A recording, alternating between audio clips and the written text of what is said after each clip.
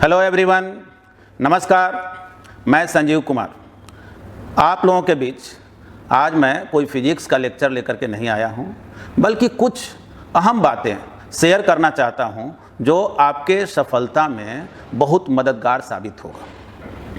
देखो, अभी जो हम लोग आज का टाइटल रखे हैं फंडामेंटल प्रिंसिपल ऑफ लाइफ, या समझो जिंदगी का मूल मंत्र, या कहो जिंदगी का फसाना, है ना। तो चलो अब इसी को आगे हम लोग बढ़ाते हैं। देखो, अभी जो पीरियड चल रहा है, जैसे लॉकडाउन पीरियड है, इसमें ज़्यादातर जो बच्चे जो हैं वो जहाँ पे हैं वहीं फंसे हुए हैं, या अब केवल बच्चा ही क्या, सारे लोग जो बड़े हैं, है ना, जो मित्रगण हैं, सारे लोग जो हैं एक ही जगह पे एकांत महसूस भी कर रहे हैं। लेकिन खास करके मैं उन बच्चों को जो अपने कैरियर को निर्माण कर रहे हैं, और एक तो बहुत ऊर्जा से भरपूर व्यक्ति हैं, एनर्जेटिक पर्सन है, एनर्जेटिक एज में है, लेकिन फिर जो है इस पीरियड में थोड़ा बहुत जो है अपने आप को थोड़ा डिप्रेशन में फील करने लगते हैं। तो खैर उन सभी बातों को मैं चर्चा करूंगा। देखो, कुछ बात बतला रहे हैं, जैसे अभी भी तुम जहां होगे तो कुछ ना कुछ तुम्हारे फ्रेंड्स होंगे, कुछ लोगों से तुम्हारी मित्रता हुई होगी। हो सके तुम शहर से गाँव गए और गाँव में ही लॉकडाउन में फंस गए। अब जिन मित्रों के साथ तुम बहुत दिन से समय नहीं गुजार रहे थे, आज बहुत से लोगों के बीच तुम अपने समय को गुजार रहे होगे। देखो, एक बात जानना, तुम्हारा फर्स्ट पॉइंट है जो मैं बताने जा रहा हूं वो ये है कि your friends represent your characters. मतलब कि तुम्हारे जो मित्र हैं वही तुम्हारा चरित्र है। एक बात जानना, अगर ऐसा कल्पना करो कि अचानक जो है तुम किसी ऐसे अनजान गांव में तुम्हें रुकना पड़ गया, समझो उदाहरण के लिए इस लॉकडाउन पीरियड को ही लो, तुमको ऐसे जगह पे रुकना पड़ गया जहां पे तुम्हारे परिचित लोग नहीं थे, बहुत कम लोग परिचित थे या न के बराबर थे। धीरे धीरे उस पीरियड में जो है तुम समझ लो कि तुम वहां 2 महीने तक रहे। जानते हो, सपोज करो, एक कल्पना करो किसी गाँव में हो, तो अगर किसी गांव में आप ठहरे हुए हैं और सारे लोग अनजान हैं, तो धीरे धीरे कुछ लोगों से मित्रता होगी ना। और ये भी चीज़ देखोगे, कुछ ना कुछ लोग विरोधी भी हो जाते हैं, कुछ लोग न्यूट्रल भी रहते हैं। लेकिन एक बात को तुम बढ़िया से अगर नोट करो, तो जिन लोगों से तुम्हारे विचार मिलते हैं, तुम्हारी आदतें मिलती है, वही तुम्हारे मित्र बनते हैं। इसीलिए कहा गया है ना कि तुम्हारे मित्र जो हैं वो तुम्हारे सच्चे चरित्र को दर्शाते हैं। जैसे मुझे याद है, मेरे घर पे ही एक व्यक्ति आए, ठीक है, बहुत पढ़े लिखे नहीं थे, कुछ काम के ही सिलसिले में आए थे, और करीब 1 महीना 1.5 महीना मेरे यहाँ रहे। तो वो पहले बहुत शहर में रहे नहीं थे, उनके पास बहुत अच्छा अनुभव नहीं था शहर का। लेकिन कुछ दिन के बाद पता चला कि इनके बहुत सारे लोग मित्र बन गए, और वो इस मोहल्ले में पता लगा लिए कि कौन कौन लोग गांजा पीते हैं, कौन कौन लोग दारू पीते हैं, क्योंकि उनको वो आदत में शामिल था। तो वो अपने अनुकूल बहुत सारे लोगों को ढूंढ लिए। एक दिन बात में वो हमसे बोले कि आपको पता है इस मोहल्ला में तो भाई बहुत जगह गांजा बिकता है, बहुत जगह दारू बिकता है। हम बोले कि अरे, तो ये आपको जानकारी कैसे मिला भाई, हम तो इतने दिनों से रह रहे हैं। बोले कि ना हम आपको बता रहे थे कि वो जो झोपड़ी है ना, वो है ना, वो बताना शुरू कर दिए। देखो, इससे एक बात तो पता जरूर चलता है ना कि तुम अपने अनुसार अपने मित्रों को ढूंढ लेते हो। यानी कि मित्र जो है ना, अगर अच्छे हों तो तुम निखर सकते हो। तो अब जाहिर है मित्रता तो हम अपने विचारों के थ्रू ही सिलेक्ट करते हैं। लेकिन तुम्हें मैं बताऊं, देखो, मैं जो कुछ भी तुमसे शेयर करता हूं, आप लोगों से शेयर कर रहे हैं, उसमें जो है ना ज़्यादातर बातें जो मैंने महसूस किया है ना। तो देखो, है क्या कि स्टार्ट में अगर समझो तो शुरुआत के दौर में दोस्तों मैं बिल्कुल ही पढ़ाई लिखाई नहीं करता था, बस केवल नाम मात्र का स्कूल जाता था। मतलब वो एक औपचारिकता था, फॉर्मेलिटी था, क्योंकि सब बच्चा स्कूल जा रहा है तो आप क्या करें। अब क्या था कि ना होमवर्क बनाना, ना पढ़ना। मुझे याद है कि देखो 6th क्लास तक मुझे केवल हिंदी पढ़ने आता था, केवल हिंदी पढ़ने आता था। बाकी सब्जेक्ट से मेरा लगाव जुड़ाव तो कुछ था ही नहीं, बल्कि वो किताब नए के नए ही रह जाते थे। साल के बाद जो है नया किताब जो है ना, हम लोग के समय पुरानी किताबें भी बिकती थी, तो जो बहुत नया रखते थे उनको ज़्यादा रेट मिल जाता था। हम लोग समझो बहुत सारे बुक नए के नए ही रह जाते थे। लेकिन हम लोगों के क्लासरूम में, चूँकि गवर्नमेंट स्कूल में हम लोग पढ़ते थे, तो प्रमोशन तो होते रहता था, कोई फेल वगैरह करने का कोई सिस्टम था नहीं। और वो फेल करने का सिस्टम इसलिए नहीं था क्योंकि क्लासरूम में जगह रहे तब तो फेल कराएंगे कितने को, फिर आगे पीछे से आ जाएगा तो फिर जगह कहाँ से बचेगा, है ना। तो ऐसा है कि जब मैं 7th क्लास में गया तो देखो ऐसा नहीं है, कोशिश तो करते थे, कभी कभी किसी व्यक्ति को देखे, पढ़े लिखे आदमी को देखे, उसको देखे कि बहुत रिस्पेक्ट मिलता है ना, वो बहुत प्रभावशाली दिखता है, तो मेरे मन में भी ये बात तो अक्सर आने लगता था कि भाई चलो मुझे भी ऐसा बनना है। लेकिन करें तो क्या करें भाई, अब पढ़ रहे हैं तो कुछ समझ में आ ही नहीं रहा। हम लोग इंग्लिश ही स्टार्ट किए 6th क्लास से, अब जो है 7th क्लास में आए तो बताएं हैं तुमको कि किसी तरह से जो है वो एग्ज़ाम को आदमी पास करते गया। लेकिन हम ये बात को क्यों बता रहे हैं, बताने के पीछे मेरा उद्देश्य है कि मैं आज भी उस व्यक्ति को दिल से सलाम करता हूँ, प्रणाम करता हूँ, जिस व्यक्ति ने मेरे से ज़्यादा नहीं, 1 क्लास सीनियर, मेरे गांव का ही एक मेरा मित्र, क्योंकि मैं दिन भर मेरा एक ही काम था, वो था खेलना, क्रिकेट खेलना, फुटबॉल खेलना। मेरे आँख के दोनों साइड जो है ना वो कटा हुआ है, वो क्रिकेट से ही कटा हुआ है। मतलब दिन रात समझ लो कि फुल डेडिकेशन अगर किसी पे था तो वो गेम पे था। लेकिन ये भी नहीं था कि गेम का कोई लक्ष्य है, बस मन लगाने के लिए खेल रहे हैं, पतंग भी उड़ा रहे हैं, गोली खेल रहे हैं, पेड़ पे चढ़ने का गेम खेल रहे हैं, है ना, दोला पाती जिसको बोलते थे वो सब खेलते थे हम लोग। लेकिन मेरा एक मित्र हमको बोला कि देखो समर वेकेशन में, जब 7th क्लास में थे तो जून में हम लोग का समर वेकेशन होता था, मई या जून में, तो वो बोला ना कि एक काम करो ना कि तुम मेरे घर पे आओ और मैं तुमको पढ़ाऊँगा। इतना तो मैं जानता था कि वो पढ़ने में ठीक ठाक है। हम बोले कि तुम मुझको पढ़ाएगा, यार तुम्हारा भी सब पढ़ाई चौपट हो जाएगा, समझा ना। हम बोले देखो ये पढ़ाई लिखाई चीज़ हम लोगों के लिए बना हुआ बिल्कुल ही नहीं है। वो बोला कि देखो मैं तुमको क्रिकेट खेलते हुए, फुटबॉल खेलते हुए हर तरीके से देखता हूँ, मुझे ऐसा लगता है कि तुम बेहतर सीख सकते हो। बोले चलो, बुला रहा है, क्या दिक्कत है, गर्मी का छुट्टी है ही, ऐसे भी गर्मी की छुट्टी में हम लोग बगीचा में बैठे हुए रहते थे, लूडो खेल रहे होते थे, शाम में पीटो खेलते थे वगैरह वगैरह, अपना एक प्लान बना हुआ रहता था, फुल इंटरटेनमेंट था। लाइफ में स्टडी छोड़ करके सब कुछ था, अच्छे बुरे सारे चीज़। अब मैं उसके घर गया तो पहले तो देखो ये एक हैबिट था ना कि हम लोग बहुत बढ़िया से फ्रेश कपड़ा उपड़ा पहन के नहीं रेडी होता, कोई रूटीन ही नहीं था लाइफ का। लेकिन उसके घर में सारे लोग बहुत रूटीन से रहते थे, हाँ, देखने में बहुत अच्छे लगते थे लोग, तो थोड़ा सा हेजिटेशन भी होता है ना, घबराहट भी होता है। तो मैं जो उसके घर गए, वो मुझे पहले इंग्लिश कुछ सिखाया, कैसे ट्रांसलेट करते हैं, सब बात मुझे समझ में आने लगा। तो हमको सरप्राइज हुआ कि अरे ये सब भी बातें समझा जा सकता है क्या। तो फिर हम उससे बोले कि अच्छा एक बात बतलाओ यार, अगर हम मैथ भी पढ़ें तो मैथ भी समझ में आएगा क्या।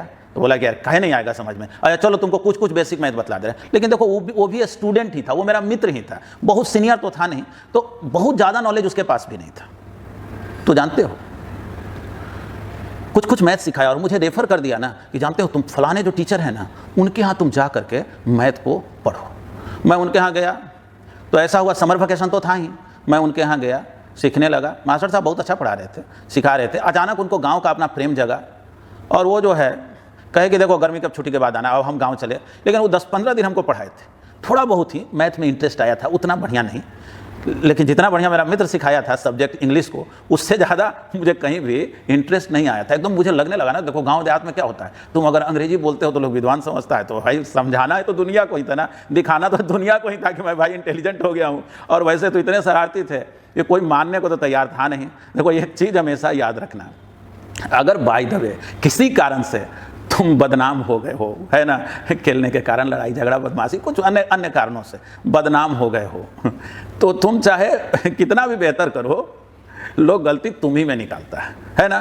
तो मैं पढ़ता भी था, अब हम लगातार पढ़ने लगे क्योंकि बातें सब समझ में आने लगी ना, तो हम पढ़ने लगे। तो अब क्या हुआ कि कोई बात के लिए लोग कहे नहीं यही बदमाशी किया होगा, यही किया होगा, तो बहुत तकलीफ भी पहुंचता था कि देखो भाई आज तुम निकले भी नहीं, आज तुम दिन भर पढ़ते रहे। अब फिर भी जो है मेरे को ही लोग कहता है, लेकिन कोई बात नहीं, हम ये सोच रहे थे ना कि धीरे धीरे ना सब चीज़ बदलेगा। हाँ, कुछ दिन के बाद ऐसा भी हुआ कि लोग कहा कि भाई एकदम ये तो सरप्राइज है, इससे ज़्यादा मैंने बदलते किसी को नहीं देखा। तो देखो इस कहानी के द्वारा मैं तुझे ये बताना चाहता हूँ कि अगर तुम्हारे अच्छे मित्र हो जाएंगे तो तुम्हारा ज़िंदगी जो है ना एक राह तो ज़रूर पकड़ लेगा, एक बढ़िया रास्ता पकड़ लेता है।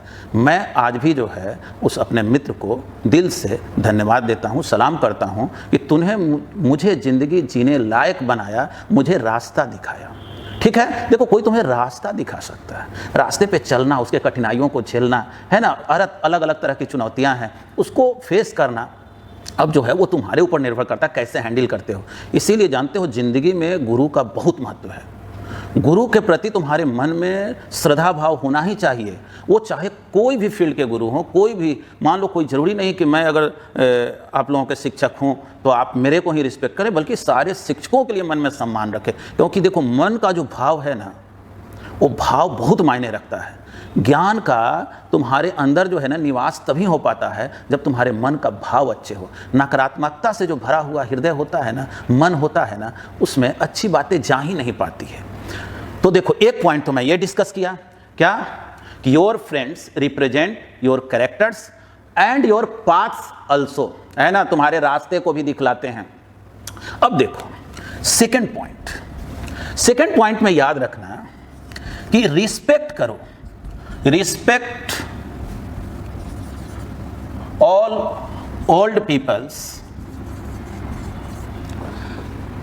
And knowledgeable person. देखो ये जो तुमको बतला, जैसे घर में तुम्हारे बुजुर्ग हैं, बड़े हैं, तुम्हारे गांव में, तुम्हारे शहर में, मोहल्ले में, परिवार में जो ज्ञानी लोग हैं, है ना, मतलब बड़े हों, ज्ञानी हों, उन लोगों के प्रति मन में हमेशा सम्मान रखो। तुम सोचोगे कि क्या केवल किसी के सम्मान रख लेने से मेरा कुछ हो जाएगा क्या? हाँ बिल्कुल होता है।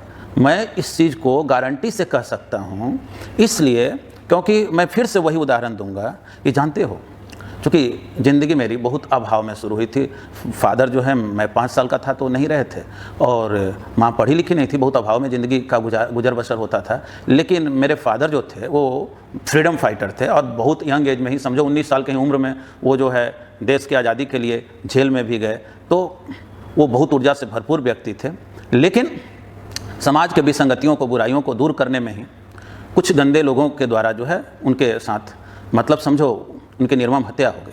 और ये तकलीफ़ हृदय में तो बहुत गहरी थी ही, इसमें कोई दो राय नहीं था। लेकिन अभी मैं उन तकलीफ़ों को बयान करके मैं इन बातों को बताना चाहता हूँ कि मैं बहुत से लोगों के बीच जब जाता था तो जो सज्जन व्यक्ति हैं, बुजुर्ग व्यक्ति हैं, वो लोग क्या करते थे कि मेरे हौसला अफजाई करते थे। मुझे आज भी, मैं ये नहीं भूल सकता, मेरे रामदेव चाचा थे, जब मैं उनका पैर छूता था तो बोलते थे कि याद रखना बहुत बड़े बाप का बेटा हो, बाप का नाम नीचे मत होने देना।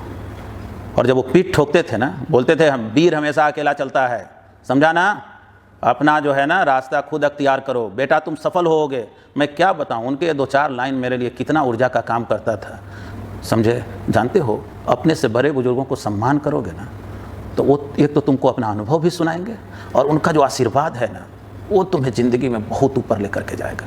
ठीक है, जो बुजुर्ग लोग होते हैं सैद्धांतिक तौर पे, मतलब आज के विचार के अनुसार थोड़ा तुमको आउटडेटेड फील होने लगते हैं, कभी तुमको खींच भी होता है ना।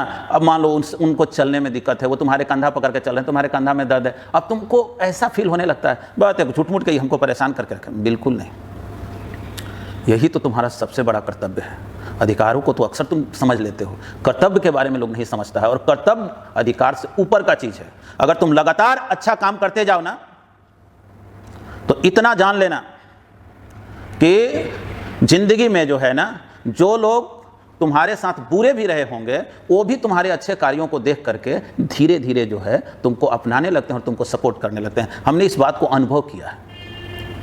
देखो फिर अब रही बात, हम लोग जो है, चलो एक बात तो हम तुमको समझाए, दूसरी नॉलेजेबल पर्सन। देखो जो ज्ञानी व्यक्ति है, ज्ञानी मतलब किसी विषय का विशेषज्ञ हो, है ना, कोई सब्जेक्ट में एक्सपर्ट हो, मान लो पॉलिटिक्स में एक्सपर्ट हो, बहुत सारे अन्य अन्य फील्ड हो सकते हैं ना, कोई कारीगरी अच्छा करता हो, मान लो कोई दरवाज़ा ही बना रहा हो, बढ़ई का ही काम कर रहा हो, बहुत बेहतर तरीके से कर रहा हो, वो सारे लोग नॉलेजेबल पर्सन में आते हैं। अपने यहाँ तो खैर बहुत सारे चीज़ों को जाति बिरादरी में बांट दिया जाता है, लेकिन वो सारे नॉलेजेबल हैं। नॉलेजेबल होने के लिए कुल और खानदान नहीं देखा जाता है। कहा जाता है तेजस्वी यश नहीं पाते, अपना गोत्र बतला के पाते हैं जग में प्रशस्ति, अपना कर्तव्य दिखला के जात पात के नियम को जग गलत कहे या ठीक, वीर फिर भी खींच देता है इतिहासों में लिख। यानी अगर तुम्हारे अंदर खासियत है तो तुम्हारा चाहे जितना भी डिस्क्रिमिनेशन हो, समाज चाहे जितना भी दुत्कारे, तुम इतिहास तो बना के ही जाओगे, एक लकीर तो खींच के ही जाओगे। इसलिए मैं अपने जीवन में जितने भी मेरे ज्ञानी जो है गार्जियंस हों, बड़े बुजुर्ग रहे हों, मित्र रहे हों, मैंने अपने लाइफ में मेरे शिक्षक रहे हों, मैंने उनको बहुत ही हृदय से हमेशा आदर किया हूं, उनको अपने हृदय में जगह दिया हूं। हो सके उनके विचारों से मुझे कोई ज़रूरी नहीं कि हर बार जो है सहमत ही हूँ, कभी कभी विचारों से असहमति भी हो जाती है, लेकिन असहमति के बावजूद भी मैं उनको बहुत रिस्पेक्ट करता हूं, क्योंकि सीखने का तरीका ही यही है। अब चलो नेक्स्ट जो तुमको बतला रहे, थर्ड बात ये जानना कि तुम जो हो बिल्कुल एक यूनिक पर्सन हो। प्रकृति जो है ना, नेचर जो है ना, तुम्हारे जैसा कोई दूसरे को बनाया ही नहीं। मतलब कि तुम सिंगल पीस इस धरती का हो, पूरे ब्रह्मांड में, पूरे यूनिवर्स में तुम सिंगल पीस हो। तो अब सिंगल पीस जब हो, जब सारे दुनिया से तुम अलग हो, तो कोई ज़रूरी थोड़े है कि हम सारे दुनिया को लेके ही चलें, सारे दुनिया का ही नकल करें। हाँ, याद रखना, प्रेरणा हम ले सकते हैं, है ना, ज्ञानी लोगों से, महापुरुषों से, है ना, किताब पढ़ करके, जान करके, लेकिन नकल मत करना। सीख सकते हैं हम, अगर नकल करेंगे ना तो फिर क्या होगा ना कि हम ना वो बन पाएंगे या ना जो हम थे वो रह पाएंगे। यानी मुझे उनसे ज्ञान अर्जित करना है, लेकिन उस ज्ञान का जो डिलीवरिंग है, वो ज्ञान मुझे जो ट्रांसफ़र करना है, उसका मेथड तो मेरा खुद का होगा। जैसे मैं बोल रहा हूँ, अब सपोज करो कि मैं किसी व्यक्ति का कोई लेक्चर सुना और उसी लेक्चर को मुझे बोलना है, सपोज करो, तो क्या मैं उसके वे में बोल पाऊंगा? नहीं। या मैं ही अभी जो बोल रहा हूँ अगर कोशिश करो कि हूबहू ऐसे ही बोलना है, तो फिर तुम्हारे लिए भी मुश्किल हो जाएगा। यानी कि सीखना सबसे है, लेकिन अपना जो नेचुरलिटी है, जो स्वाभाविकता है, उसको खोना नहीं है। क्योंकि तुम जब तक स्वाभाविक रूप से नहीं रहोगे तब तक जो है ना तुम अपना बेस्ट नहीं दे सकते हो, सबसे अच्छा नहीं दे सकते हो। इसलिए ये बात को याद रखना है कि तुम दुनिया का सिंगल पर्सन हो। और ये भी याद रखो, कोई ज़रूरी नहीं है कि हम जो हैं जो सबसे बड़ा काम करेंगे तभी हमको गिनती जो है बड़े लोगों में होगी। बात यह है कि हम डिफरेंट वर्क भी कर सकते हैं, है ना, या कुछ नहीं तो काम वही करेंगे, उसको डिफरेंट मेथड से भी कर सकते हैं, है ना। तो हम यूनिक हैं, हम कोई ज़रूरी नहीं है कि हम किसी को एग्जैक्टली जो है कॉपी करने का कोशिश करें। देखो नेक्स्ट पॉइंट जो बतला रहे, नेक्स्ट पॉइंट पे तुम जानो कि एक कला सीखो, लर्न फ्रॉम योर अपोनेंट्स। देखो अपने विरोधियों से भी सीख सकते हो। अब कहोगे ये क्या बात? देखो एक बात बता रहे हैं, कोई मान लो तुम्हारा विरोधी है, वो तुम्हारे बारे में अक्सर कुछ बोलते रहता है, तो हम आलोचना को कैसे सोचें? देखो आलोचना तुम दो तरह से ले सकते हो। एक तो हुआ कि उसने कहा मेरे बारे में ही, ये भाई जो संजीव कुमार हैं वो इस टॉपिक को बहुत अच्छा नहीं पढ़ाते, मान लो 1 मिनट के लिए ऐसा कहा। अब कोई हमको बताया कि जानते हैं कि नहीं, आपके बारे में तो कोई ऐसे ऐसे बोल रहा था। तो हम इसको दो तरीके से ले सकते हैं। एक तो ये बोलेंगे उसको क्या आता है, उसको कुछ समझ में आता है क्या, दूसरे को बेवकूफ़ बनाता है, उसको तो गधा है, उसको कुछ नहीं आता है। देखो एक तो तरीका ये हो गया, और दूसरा मेथड ये हुआ कि हम ऐसे सोचेंगे कि कहीं वो सही तो नहीं कह रहा। सही कह रहा है तो क्या करेंगे, फिर से हम उसको रिवाइज करेंगे, देखेंगे कहीं कुछ गलत तो नहीं हमसे हो गया। अच्छा थोड़ा अच्छा बुक पढ़ते हैं, कोई लेक्चर सुनते हैं, देखते हैं, थोड़ा और मुझे अपने में सुधार करना। अब चलो मान लो 1 मिनट के लिए वो ईर्ष्या बस आलोचना कर रहा है, द्वेष से आलोचना कर रहा है, तुमको नीचे दिखाने के लिए आलोचना कर रहा है। तो देखो कुछ आलोचनाओं को हम कुछ कर भी नहीं सकते। अब जैसे मान लो कोई अगर ये कहे कि देखते नहीं हो उसका हाइट कितना है, तो अब बतलाओ तो हम क्या करें? अपने पैर के नीचे डंडा लगा लेंगे क्या खड़ा होने के लिए कि ना हम बहुत ऊंचा हो जाएंगे? ये प्रकृति प्रदत्त है, ये जेनेटिक मुझे हासिल हुआ है, या कुछ वातावरण और खान पान के वजह से भी हो सकती है, लेकिन अब इसमें मेरे बस में नहीं है कि हम इसको सुधार कर सके। तो उन आलोचनाओं का परवाह मत करो, है ना। अपने विरोधियों से सीखना है, क्योंकि विरोधी तुम्हारे कमियों को बतलाएंगे, और कमियों को बतलाएंगे तो हम कमियों को सुधार लेंगे तो बस और निखर जाएंगे। ठीक है, मान लो 1 मिनट के लिए कि हम कुछ देर के लिए कुछ बात को हमने गलत बोल दिया, तो क्या करें, अपने गलती को साबित करने के लिए रिजिड हो जाए वहां पे, और फिर जो है हम थेथरोलॉजी में लग जाएं क्या, कि नहीं यही सही है, फलाना किताब पढ़िए, ये पढ़िए, वो पढ़िए। बिल्कुल नहीं। अगर गलत है तो बोलेंगे कि हाँ मेरे से गलती हुई है और रुको मैं इसको सुधार लेता हूँ। देखो याद रखो, जो शिक्षक भी हैं वो भी तो कभी विद्यार्थी रहे हैं, और बल्कि सही बात तो ये है कि शिक्षक हो या डॉक्टर हो, पूरे जीवन भर सीखते रहते हैं, पढ़ते रहते हैं। तो अगर कोई क्वेश्चन बाय द वे आप हमसे पूछें और उसका आंसर सपोज करें मुझे नहीं आ रहा है, तो हम क्या करेंगे?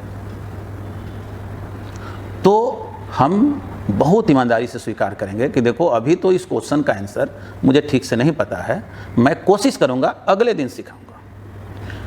ठीक ना। महात्मा गांधी का एक प्रसंग है, वो कुछ दिन थोड़ा बहुत बच्चों को पढ़ाए भी थे, और उस दरमियान चूँकि वो इतने अपने लाइफ में ईमानदार रहे थे कि वो जो हैं उन बच्चों ने कुछ क्वेश्चन किया तो वो बोले कि देखो मैं तो इसके बारे में अभी जानता नहीं हूँ, अगले दिन मैं ज़रूर इसको अध्ययन करके आऊँगा और तुम लोगों के बीच रखूँगा। हम लोग इसको बुरा मानते हैं कि अरे शिक्षक से पूछे, वो तो बोले अगले दिन पढ़ के आऊँगा, खुद ही पढ़ के आएंगे, हमको क्या पढ़ाएंगे। बिल्कुल नहीं। एक बात जानो, ज्ञान की कोई सीमा नहीं है, हर कोई हर चीज़ जान नहीं सकता है। वो शिक्षक बहुत ईमानदार है जो ये कहता है ना कि ठीक है मैं पढ़ करके आऊँगा, इसको बाद में ट्राई करके बताऊँगा, है ना। उसको दूसरे दृष्टि से नहीं देखना है। कोई ज़रूरी नहीं कि हर क्वेश्चन का जवाब जो है वो जुबान पे ही हो, है ना।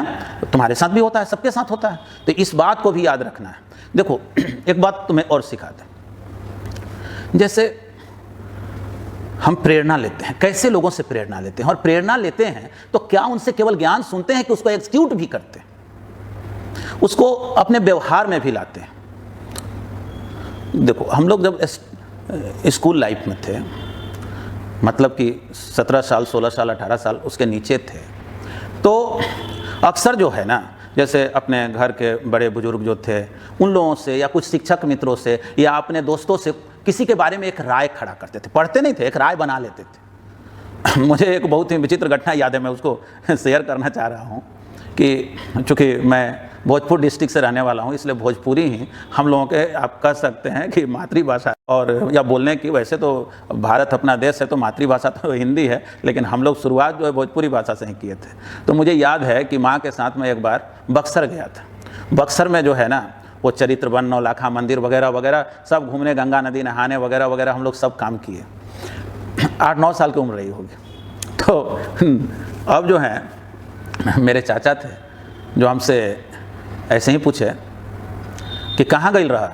हम कहने कि हम तो बक्सर गई रहे। कि जानता रहा काका, देखनी कानू कि भगवान जी के, राम जी के इतना बड़ा पैर के निशान उजवा बनल रहे।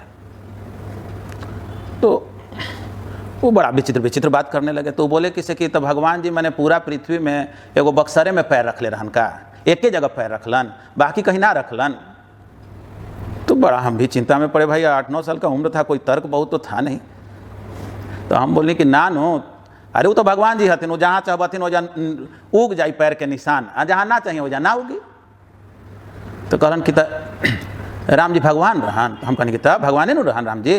तो कहलन कि अरे राम जी भी एगो आदमीए रहन, बहुत अच्छा काम कैलन नो, तो उनका लोग भगवान के दर्जा दे देलक। तू अच्छा काम करब तो तू भगवान हो जीब।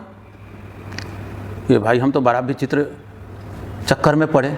मेरे भोले से मन में ये बात घर कर गई कि भगवान बना जा सकता है।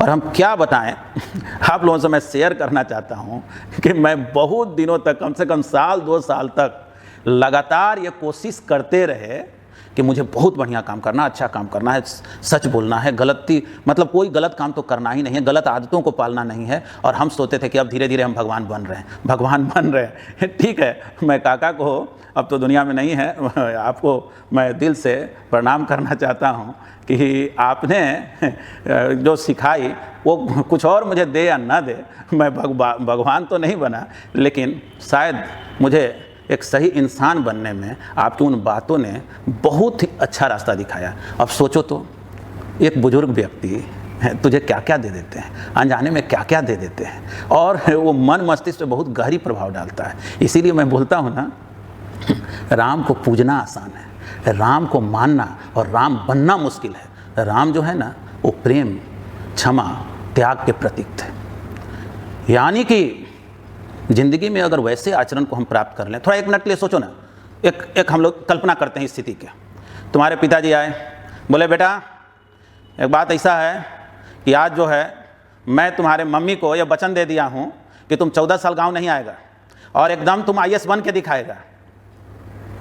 तुम पिताजी को क्या कहोगे कि बस सनक गए हैं क्या, सठिया गए क्या, अब झूठ मूठ के आप जैसे कि अब हमारा दिमाग मत खराब करिए, हमारा लाइफ कितना बढ़िया चल रहा है, 14 साल हम कहाँ कहाँ जाएंगे। लेकिन सोचो, एक पिता के वचन निभाने के लिए जो व्यक्ति राजगद्दी को छोड़ दिया, जब दोबारा भी लोग कहे कि आओ, फिर भी वो बोले मेरे पिता के वचन को निभाना है, तो वो उतने बड़े त्यागी पुरुष थे, है ना।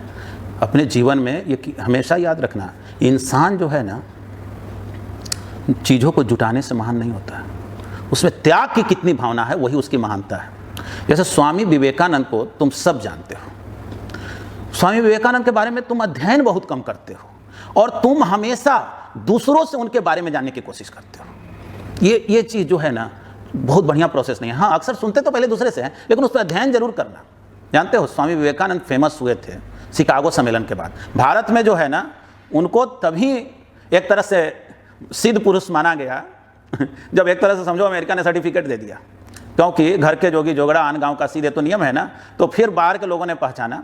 उनसे प्रेस कॉन्फ्रेंस में एक क्वेश्चन पूछा गया, कहा गया कि भाई आप किस भारत को महान बतलाते हैं और किस धर्म को महान बतलाते हैं? वही भारत जो भिखारियों का देश, जहाँ जाओ तो लोग भिक्षाटन करते रहते हैं। क्योंकि देखो, पुराने काल में जो है ना, हम लोगों के यहाँ एक नियम ही था कि लोग ओल्ड एज में जो है अक्सर लोग जो है ना गृह त्यागते थे और वो लोग जो है भिक्षाटन करके भी अपने जीवन यापन करते थे। तो यहाँ का एक वो जीवन में एक शामिल हिस्सा था। तो जानते हो स्वामी विवेकानंद उसका जवाब क्या दिए थे? वो जवाब दिए थे ना कि आपके यहाँ केवल एक वर्ड है बेगर, जिसको भिखारी कहते हैं।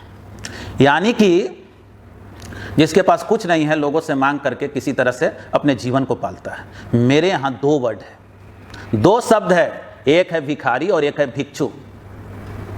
भिखारी उसको कहते हैं जिसके पास कुछ नहीं हो और वो दूसरों से मांग करके अपने जीवन यापन करता है, और भिक्षु उसे कहते हैं जिसके पास सब कुछ मौजूद है, लेकिन वो ये मान के चला कि ये सारे चीज़ तो प्रकृति का दिया हुआ है। इस महल पे, इस राजपाट पे, इस जमीन पे, इस जंगल पे, इस नदी पे, इस समंदर पे मेरा क्या अधिकार? तो उन्होंने उन सभी चीज़ों को छोड़ दिया और जब उन्हें ज़रूरत महसूस हो तो वो किसी से थोड़ा अनाज ले लिए कि मेरी ज़िंदगी बच जाए। मतलब कि जैसे उदाहरण के तौर पे लो, भगवान बुद्ध के पास क्या नहीं था? राजपाट, राजमहल, सब कुछ था। तो वो जब घर से निकल गए और जब वो कांसा लेकर, भिक्षा पात्र लेकर के किसी गांव में जाते थे, तो क्या उनको तुम भिखारी कह सकते हो? नहीं, उनका कैटेगरी अलग है। वो भिक्षु हैं। वो भीख इसलिए नहीं मांग रहे क्योंकि उनको कुछ जमा करना है, आज की उनकी ज़रूरत है। इसलिए उन्होंने अपने जीवन को केवल जीवित रखने के लिए किसी के आगे जो है एक दिन मदद मांगी। देखो, स्वामी विवेकानंद यही बोले कि आपके यहाँ लोग चीज़ों को जुटा करके, धन जुटा करके, अन्य सामग्रियों को जुटा करके महान बनता है। मेरा भारत वो देश है जहाँ पे महानता का पैमाना त्याग होता है। जिसने जितना बड़ा त्याग किया वही मेरे यहाँ मानव के दर्जा में आता है। मेरे यहाँ सदा से ही फ़कीरों की पूजा हुई है और बहुत प्राचीन काल पहले, 2-2.5 हज़ार वर्ष पहले, जो भगवान बुद्ध महावीर का काल रहा हो, या आज़ादी के संघर्षों के दिन में जो हमारे महात्मा गांधी थे, वो तो तन पे पूरा वस्त्र तक नहीं पहनते थे।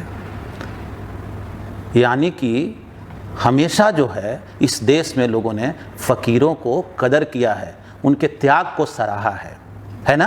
तो चलो अब जो है हम लोग नेक्स्ट पॉइंट पे आते हैं कि keep the big goal and make a strategy. अब अपने जिंदगी में एक बड़ा लक्ष्य रखो एंड मेक ए स्ट्रैटेजी। ठीक ना, स्ट्रैटेजी भी बनाओ। अब देखो ये जो है बहुत महत्वपूर्ण है, ये बड़ा गोल का मतलब क्या होता है। देखो बड़ा और छोटा जो है ना एक तुलनात्मक शब्द होता है। तो हम जो हैं अगर मान लो 1 किलोमीटर दौड़ सकते हैं ना, ये मेरी क्षमता हुई, तो अगले दिन जो है ना अपने लक्ष्य को 5% 10% बढ़ाओ, दुगना मत करो। तो ये नहीं कि आज 1 किलोमीटर दौड़े कल 2 किलोमीटर दौड़ेंगे, ये फिर दिक्कत हो जाएगा, तो फिर अनबैलेंस्ड हो जाओगे। आज 1 किलोमीटर दौड़ेंगे तो अगले दिन जो है कोशिश करेंगे 1 किलोमीटर में हम जो है ना 100 मीटर ज़्यादा दौड़ेंगे। उसके अगले दिन फिर थोड़ा एक कोशिश करेंगे, मतलब कि एक कंटिन्यूअसली जो है स्ट्रैटेजी वाइज जो है अपने लक्ष्य को हम बड़ा करते जाएंगे। देखो जैसे मान लो कुछ लोग जो है ना इंस्टीट्यूट अभी चला रहा है, मान लो कि अभी लोग कोचिंग खोला है, तो कुछ ऐसे सोचते हैं कि ये भाई संजीव कुमार जो हैं उनके पास तो बढ़िया बिल्डिंग है, क्लासरूम है, तो बच्चा क्यों नहीं उनके पास जाएगा। हम लोगों के पास तो बेसिक संसाधन भी नहीं है, हैं? चलो एकदम समझ लो कि तुम नए स्टार्ट किए हो, कुछ भी नहीं है, मैंने कोई संसाधन आपके पास नहीं है और स्टार्ट कर लिया। अब बता दे रहे, हम लोग भी जब स्टार्ट किए थे ना तो कुछ लोग एकदम सुपर स्टार थे, जिनके यहाँ टेस्ट होता था, 500 बच्चे टेस्ट में हिस्सा लेते थे और उस 100 बच्चों का एडमिशन लेते थे। उनके यहाँ टेस्ट ही अपने आप में कंपटीशन हो जाया करता था, उनके पास सारे संसाधन थे।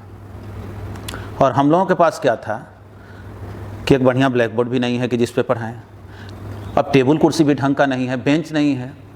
मुझे याद है कि मैं जब क्लास से स्टार्ट किया था तो एक लकड़ी का ही छोटा सा एक बोर्ड और उसको जो है ना पेंट करवा लिए थे ब्लैक कलर से, और उसी पे मैं पढ़ाना शुरू किया था। उसका साइज भी इससे बड़ा नहीं रहा, उसी में मैं पढ़ाना शुरू किया। फिर जो है हम डेस्क वाला बेंच नहीं लेते थे, केवल बैठने वाला लेते थे कि हाथ पे रख करके, क्योंकि वो सस्ता मिलता था। अक्सर रोड किनारे देखते हो कुछ बैठ के लोग टेबल वगैरह पे जो चाय पीते हैं वही सब हम ले लेते थे, बहुत सस्ता मिलता था। फिर धीरे धीरे जो है सेकंड हैंड कुछ बेंच खरीदे।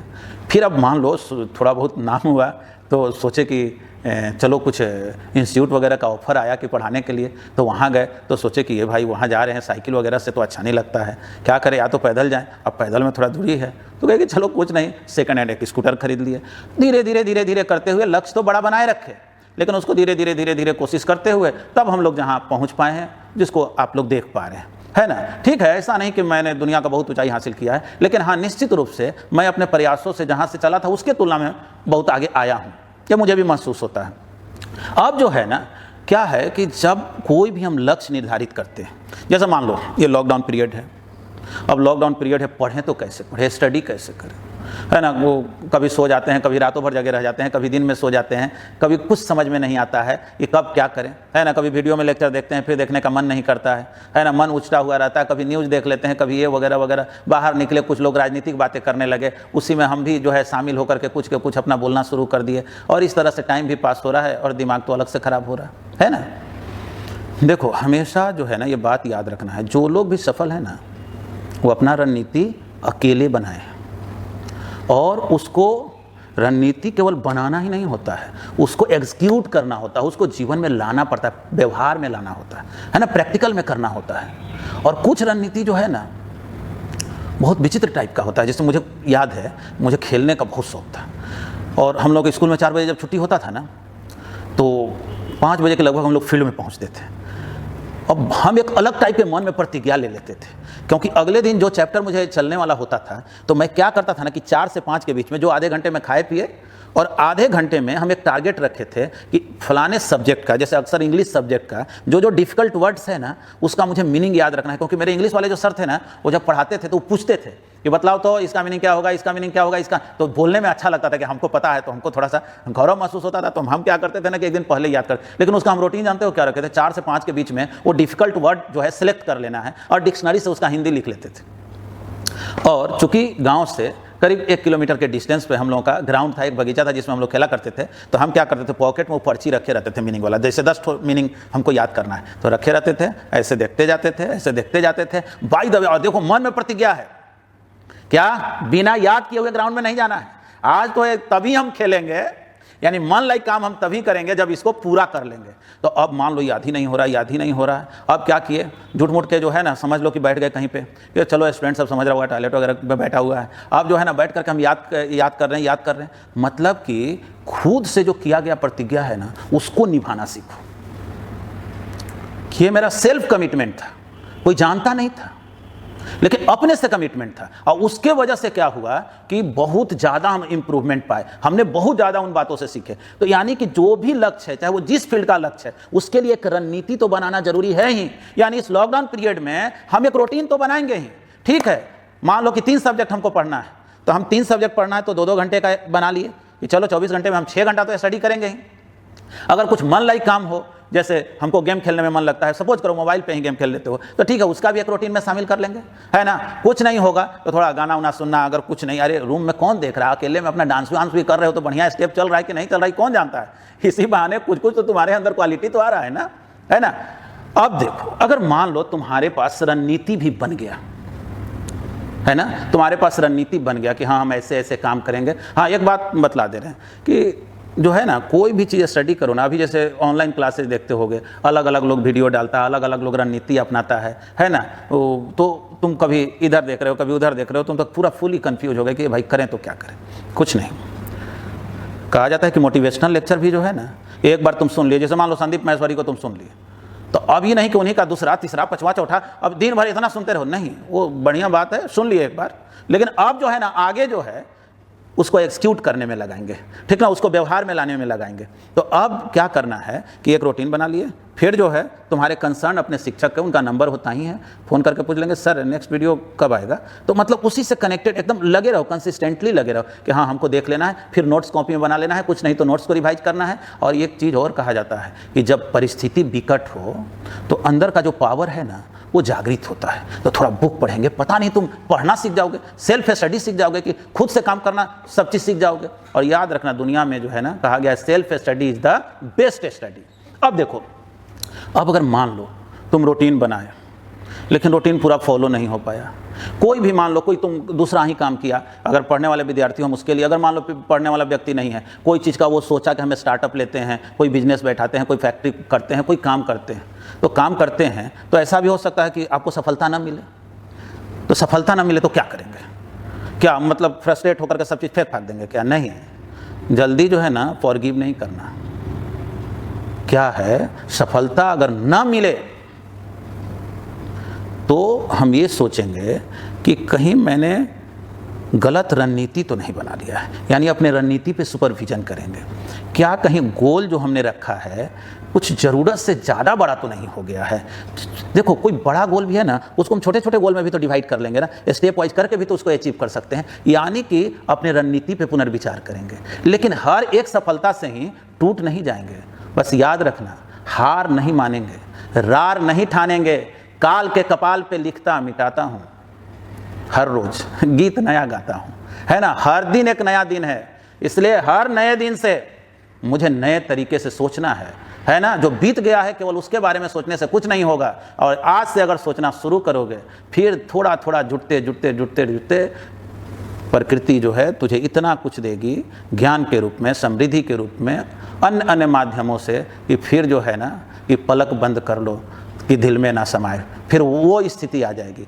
फिर देखो, अब क्या है कि कभी कभी हम लोग जो है ना सफलता को पाने के लिए सिद्धांत से समझौता कर लेते हैं, है ना, कुछ षड्यंत्रकारी हो जाते हैं, शकुनी नीति में आ जाते हैं, है ना। देखो एक बात जानो, सत्य के साथ रहकर असफल होना कहीं बेहतर है असत्य के साथ जाकर विजेता होने से। यानी हमेशा सिद्धांतों के साथ रहो, सत्य के साथ रहो, जो सही है उसी के साथ रहो, वही बोलो। याद रखना, मैं हमेशा परमानेंट सही नहीं हो सकता हूं, मेरे भी बातों में कुछ कमियां हो सकती है, इसलिए कोई ज़रूरी नहीं कि तुम हमेशा जो है आपको मेरे से सहमत ही होना है, कोई पॉइंट पे असहमत भी हो सकते हैं, है ना। तो इसलिए ये बात को हमेशा सीखना है कि हमको जो है मूलभूत जो सिद्धांत है, मेरा मेन जो प्रिंसिपल है ना, उसको छोड़ना नहीं है। और एक चीज़ ये जान लेना कि अगर मान लो बार बार हम अच्छे काम ही कर रहे हैं, है ना, जैसे मान लो कहानी सुने होगे कि एक बिच्छू पानी में गिर गया, साधु बाबा क्या किए, हाथ पे लिए और उसको उठाने, वो बिच्छू डंक मार दिया। एक आदमी उनको बोला कि क्या बाबा आप इसका ज़िंदगी बचा रहे हैं, ये आपको डंक मार रहा है। तो साधु जी क्या बोले? साधु जी बोले कि जीवन का रक्षा करना मेरा स्वभाव है और डंक मारना इसका स्वभाव है। जब ये अपना स्वभाव नहीं छोड़ सकता है तो मैं अपना स्वभाव क्यों छोड़ दूँ? बस याद रखना, जो तुझे डंक भी मारे ना तो अपने स्वभाव को नहीं छोड़ना है। तुम जब सही हो, सही रहने का कोशिश करना है। हाँ, एक बात ज़रूर है, मुझे जीवन को बचाना है। बिच्छू पानी में डूब रहा है, हाथ में डंक मार दिया है, लेकिन ज़िंदगी तो मुझे उसका बचाना है। तो अगर हाथ से नहीं निकल पा रहा है, मैं कोई और संसाधन उपयोग कर लूँ, लेकिन ज़िंदगी बचाने का जो मूलभूत सिद्धांत मेरे हृदय में है, मैं उसको छोड़ने वाला नहीं हूँ। और अगर असफलता मिलती है तो अगर तुम सही चीज़ों के साथ हो तो क्या कहा जाता है, क्या हार में क्या जीत में, किंचित नहीं भयभीत में, कर्तव्य पथ पर जो मिला ये भी सही वो भी सही, है ना। हार जीत जो है ना सब कुछ डिसाइड नहीं करता है। कुछ हार जो है ना वो तत्कालिक तौर पे हार दिखता है, बाद का वही जीत होता है। मुझे याद है कि कभी मैं एयरफोर्स के एग्ज़ाम देने के लिए बिहटा गया था, और उस समय भी मैं पढ़ाना शुरू किया था, क्योंकि मैं तो बहुत पहले ही से पढ़ा रहा था। शुरुआत में हम 8th 9th के बच्चों को भी पढ़ाएं, हम घर जाके भी पढ़ाए हैं। तो वो बच्चे भी, कुछ जो मेरे स्टूडेंट्स थे ना, वो भी मेरे साथ एग्जाम देने एयरफोर्स का गए हुए थे, क्योंकि मैं हार गया था अपने ज़िंदगी से। मैं ये सोचता था ना अब कुछ नहीं होगा, चलो भाई साधारण एग्जाम देकर कहीं पास कर जाते हैं, अब उसी में हम नौकरी करेंगे। अब क्या बताएं, मेरा जो भी वो तीनों चारों विद्यार्थी था वो सब सिलेक्ट हो गया और मैं ही सिलेक्ट नहीं हुआ। इतना दुखी हुआ कि बहुत जम के रोया, और मैं लोगों से मुंह दिखाने से भी बचता था, क्योंकि लगता था कि जो मेरा विद्यार्थी है वो तो सिलेक्ट हो गया और हम ही सिलेक्ट नहीं हुए। जानते हो उस दिन तो हार थी ना, अगर वो हार नहीं मिली होती तो आज जीत भी नहीं ना नसीब होता। सोचो तो मैं तो फिर एक एयरमैन होकर अब तक तो रिटायर हो चुका होता। यानी कि कुछ हार में भी जीत है। इसलिए क्या हार में क्या जीत में, किंचित नहीं भयभीत में, कर्तव्य पथ पर जो मिला ये भी सही वो भी सही, इस बात को याद रखना। अब देखो हम लास्ट में आते हैं। अब ऐसा क्या है कि तुम लगातार कोशिश कर रहे हो, कभी कभी कोशिशें सफल भी हो जाती है, कभी कभी जो है किसी कारण से वो असफलता मिल गई, है ना। तुम बहुत प्लान बनाया कि मुझे मार्च में ये करना, अप्रैल में ये करना है, मई में ये करना है, और एक कोरोना आया, सारा चीज़ें डिलीट कर दिया, है ना। तो प्रॉब्लम तो अलग अलग तरह के आते रहता है। तो अब उस पर तो मेरा बस नहीं है। अब कुछ लोग जो है ना तुम्हारे आलोचना करेंगे, कहता था ये कर लेंगे वो कर लेंगे, हो गया ना, सब दिखाई पड़ गया ना। तो देखो ये दुनिया है ना बहुत विचित्र है। जब तुम सफल हो गए ना तो जानते हो क्या कहते हैं कि हाँ ये बचपन से ही दिखता था, बड़ा इंटेलिजेंट था, है ना। इसके लिए तो मेरे मन में शुरू से ही बहुत श्रद्धा भाव था, है ना। याद रखना, चमन में खिलोगे जब तुम चांद तारों की तरह, पग वही रहेंगे पर हर शख्स बदल जाएंगे। चमन में खिलोगे जब तुम चांद तारों की तरह, पग वही रहेंगे पर हर शख्स बदल जाएंगे। खुशबू निकलेगी भी एक दिन गुलाबों की तरह, थोड़ा धीरज रखो तुम, लम्हे भर में तेरे वक्त बदल जाएंगे। यानी ये वक्त बदलेंगे, है ना। असफलता से इतना घबराना भी नहीं है। ये तो वही लोग हैं ना जो हमेशा कहते हैं तुम्हारी हैसियत तो है भी कुछ नहीं, मेरी हैसियत तो कुछ भी नहीं। इस धरती पे कहा जाता है ना, तू कौन है तेरा नाम है क्या, सीता भी यहाँ बदनाम हुई। अरे कुछ तो लोग कहेंगे, लोगों का काम है कहना। देखो लोग जो है ना वो तो कहते ही रहेंगे, उनका जो है ना शुरू से ही तुमको तुम्हारे सही काम को भी क्रिटिसाइज करेंगे, कभी बुरे काम को भी अप्रिसिएट कर देंगे कि चलो चढ़ जा बेटा सूली पे, भला करेंगे राम। वो भी उसमें से भी मिल जाएंगे, वो भी तुमको। तो देखो लोग तरह तरह के हैं, बातें तरह तरह की होगी, इसलिए आदर करना है, आदर का भाव रखना है। लेकिन अब इतना भी नहीं परवाह करना है कि अब तो समझ लो भाई कुछ तो लोग कहेंगे, लोगों का काम है कहना। कोई तू कौन है तेरा नाम है क्या, सीता भी यहाँ बदनाम हुई। फिर क्यों संसार की बातों से भीग गए तेरे नैना। कुछ तो लोग कहेंगे, लोगों का काम है कहना।